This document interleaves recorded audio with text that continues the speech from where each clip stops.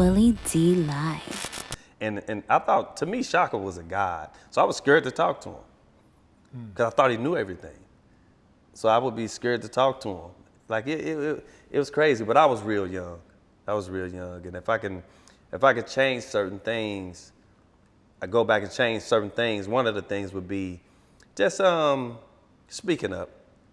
Like I know a lot of the business now. Like, you know what I'm saying? So in my mind I could just say it, but then I didn't know the business. I didn't know how it ran. I just knew he makes things happen. You know what I mean? And so. How did you get through that rough patch? How did I get through that rough patch? Actually, that rough patch got rougher. So that's when right after that, that's when that '09 situation happened with the person lying on me. Yeah. And so that rough patch got a little more rougher. The '09 situation is when the trans dude lied and said he had some relations with you or whatever, and that was proven to be false. Yeah. But how did you handle that person though? Because I know you know it came out and he eventually said that he lied and all of that stuff. But how did you deal with that? Like, did you go after him legally or anything? So how I dealt with that, actually I didn't go after the individual legally, but had somebody around me who was supposed to be a friend that practiced law that didn't even say to go after them legally.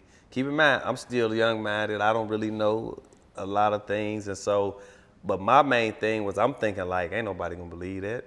I ain't got no reason to believe nothing like that. Right. You know what I mean? But I think a lot of people who wanted it to be true because it was outlets that was talking about it and talking to that individual.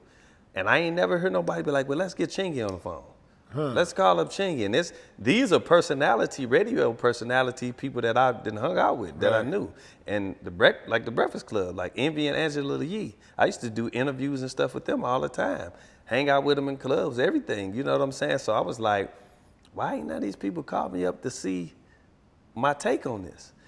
And I took it as everybody wanted it to be true. But they allowed that individual on there. And they gave that individual a platform to speak about it on so many platforms. And so I had to, and this is where I always been a conscious kind of spiritual individual, but this is where my intuition was like, bag back, slow down, don't let this bother you, focus, and just keep going with the mission, and keep a smile on your face. And that's what I did. That's what kind of got me through it. Even though I was really hurting inside, because all I ever had growing up was my music. If you know me, you knew when I was in first grade, I just sat in there writing raps. When I went to junior high, I just sat in there writing raps. When I was in high school, I was writing raps, entering contests. I've been entering rap contests since I was 9, 10 years old. So that's all I ever had was my music. That was the goal. You know what I mean? And so I had to make sure that I keep that in mind while this negativity going on, this imbalanceness going on. And that's what I tried to do. And that's what kind of kept me sane and kept me moving past it.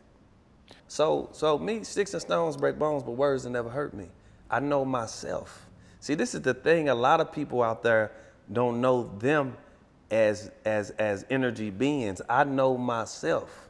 I know who I am. I know that ain't true. I know that eventually that's gonna pass by. And eventually the individual told the truth, it came out. Now, by the time they told the truth, it came out, damage done. Yeah, because that was like how many years of damage? Somebody will still say something about that today. Yeah. It's pretty much over with today, for real. But you still have somebody But you still got somebody to say something. You. Yeah. It's been so many people that have DM'd me, then hit me on social media apologizing for believing that. But the damage was done. I had a MasterCard credit card deal, like with my own MasterCards, man. I was finna sign to Interscope. I was on LA on yachts and shit, eating fruit with these people, talking about album deals, and I had a lot going on at that time. And all that, boy, when that hit, gone. And now, if something like that happened today, everybody would just brush it off. Well, that's his would just business. brush Da it da off. da. Yeah,